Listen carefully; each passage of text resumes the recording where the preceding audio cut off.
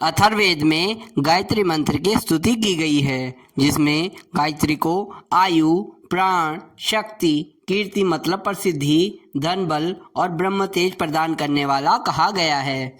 गायत्री संहिता में लिखा है कि दीनता, रोग शोक, विरोध, आक्रमण, आपत्ति और भय, इनके निवारण के लिए गायत्री का अनुष्ठान करना चाहिए।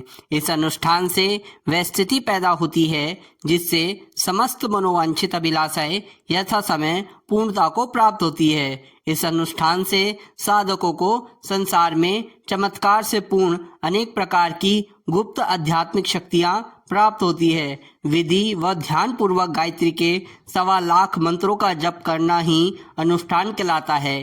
पंचमी, पूर्णमासी और एकादशी के दिन से अनुष्ठान आरंभ करना बहुत शुभ होता है।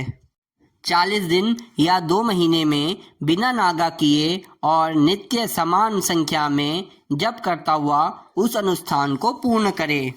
नारद जी की उक्ति है कि गायत्री भक्ति का ही स्वरूप है। जहाँ भक्ति रूपी गायत्री है, वहाँ श्री नारायण का निवास होने में कोई संदेह नहीं है। स्वामी शिवानंद कहते हैं, ब्रह्म मुहूर्त में गायत्री का जप करने से चित्त शुद्ध होता है, हृदय में निर्मलता आती है, शरीर निरोग रहता है, स्वभाव में नम्रता आती है, बुद्धि सूक्ष्म होने से दूरदर्शिता बढ़ती है और स्मरण शक्ति का विकास होता है। कठिनाइयों में गायत्री द्वारा देवी सहायता मिलती है, उसके द्वारा आत्मदर्शन हो सकता है। स्वामी रामकृष्ण परमहंस का उपदेश है कि मैं लोगों को कहता हूँ कि लंबी साधना करने की उतनी आवश्यकता नहीं है, इस छोटी सी गायत्री मंत्र की साधना करके देखो।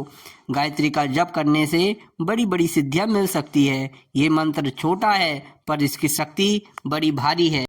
गायत्री त्रिगुणात्मक है। उसकी उपासना से जहाँ सतोगुण बढ़ता है, वहाँ कल्याणकारक और उपयोगी रजोगुण की भी अभिवृद्धि होती है। रजोगुण आत्मबल बढ़ने से मनुष्य की गुप्त शक्तियाँ जागृत होती है, जो सांसारिक जीवन के संघर्ष में अनुकूल प्रतिक्रिया उत्पन्न करती है। उत्साह, साहस, स्फूर्ति, निरालस्यता, आशा, दूरदर्शिता, तीव्र बुद्धि, अवसर की पहचान, वाणी में माधुर्य, व्यक्तित्व में आकर्षण, स्वभाव में मिलनसारी जैसी अनेक छोटी बड़ी विशेषताएं उन्नत व विकसित होती है, जिसके कारण श्री तत्व का उपासक भीतर ही भीतर एक नए ढांचे में ढलता रहता है। उसमें ऐसे परिवर्तन होते हैं जिनके कारण साधारण व्यक्ति भी धनी समृद्ध हो सकता है। गायत्री उपासकों में ऐसी त्रुटियां, ऐसी गलतियां जिनके कारण मनुष्य को जो दुखी बनाती हैं, उन्हें नष्ट करके वे विशेषताएं उत्पन्न होती हैं जिनके कारण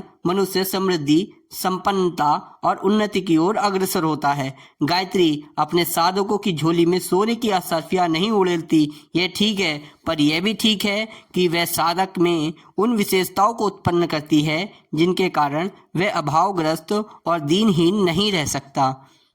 गायत्री संहिता में लिखा है, सिद्ध हुआ वह अकेला ही गायत्री मंत्र संसार के समस्त मंत्रों द्वारा हो सकने वाले कार्यों को सिद्ध करने वाला माना गया है। गायत्री मंत्र के जाप से साधक ओजस्वी तेजस्वी बनता है और उसके दिए हुए आशीर्वाद फलित होने लगते हैं।